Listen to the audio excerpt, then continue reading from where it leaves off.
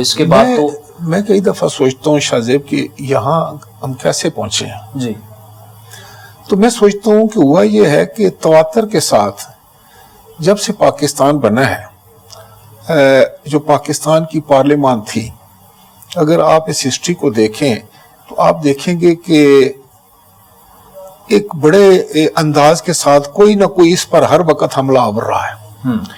ہر ایک نے اس کو دبوچنے کی کوشش کی ہے، ہر ایک نے اس کی عزت اور تکریم کو کم کرنے کی کوشش کی ہے، دانستہ یا نادانستہ. ہوا یہ کہ ہم نے اس کو مار مار کے اور دیوار کے ساتھ لگا کے، دیکھیں آپ شروع سے ہو جائیں، جتنے مارشل لا آئے اس وقت کیا ہوا.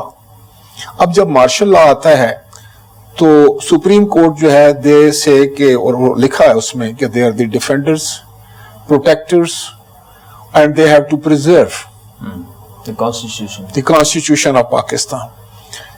جب انہوں نے ہمیں توڑ دیا، ہماری حکومت ختم کر دی سیویلین، تو کس نے اس کے راستے میں کھڑا ہونا تھا؟ عدلیہ نے. اب عدلیہ نے کیا کیا؟ عدلیہ ان کے ساتھ مل گئی.